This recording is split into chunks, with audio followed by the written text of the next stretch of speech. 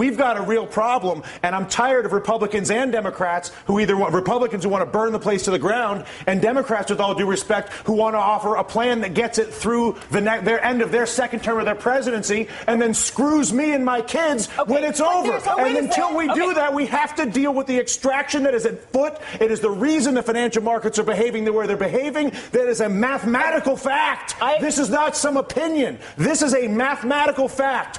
Tens of trillions of dollars are being extracted from the United States of America. Democrats aren't doing it. Republicans are not doing it. An entire integrated system, financial system, trading system, taxing system that was created by both parties over a period of 2 decades is at work on our entire country right now. And we're sitting here arguing about whether we should do the $4 trillion plan that kicks the can down the road for the president for 2017 or burn the place to the ground, both of which are reckless, irresponsible, and stupid.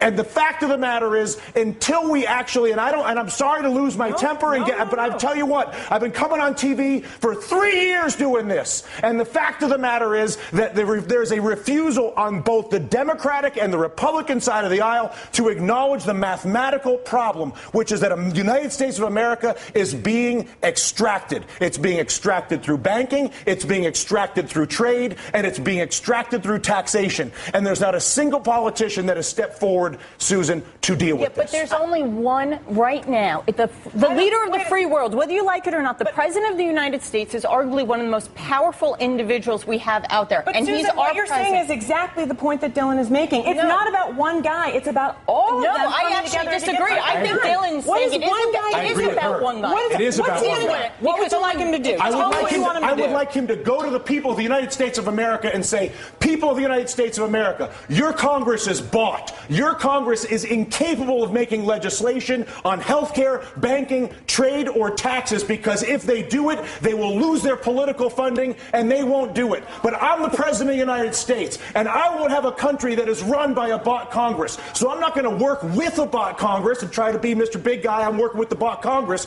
I'm going to abandon the bought Congress like Teddy Roosevelt did, and I'm going to go to the people of the United States, and I'm going to say, you've got a bought Congress. And until we get rid of the bought Congress, which is Jimmy Williams' constant point, which is get the money out of politics, and until a president says that's the problem and says he's going to fix it, there is no policy that I can possibly see, no matter how brilliant your idea may be, or your idea, or my idea, or her idea, or your idea at home, is that idea will not happen as long as there's the capacity to basically fire a politician who disagrees with me by taking funding away from him. Is that a fair assessment?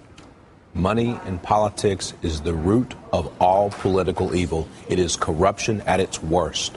And until we step up and kick that out of the park, it's going to be the same system all and only the president could do that. We're going to No. Congress has to do it too. The Congress has to do it too. But I'll tell you what. How bad does it have to get? How much money has to be extracted? How many things have to be heard? Down to brass tacks. Okay, physically, what do? You go and give a speech right now. Right now. Right now. You say. And then what happens tomorrow? Tomorrow, what happens is you begin the process of actually investing in solving the problem. So I come out and I say, how? I create an infrastructure bank with 2% blending immediately. Once I explain to people the problem, once I explain to you have cancer, once you understand how screwed up your trade, tax, and banking policies are, believe me, you will have no issue when I incorporate an infrastructure bank that I fund with repatriated offshore money that I bring in and then use to create 2% direct lending to every business in America. Because when you realize that the banking system is fully corrupt and defrauding us,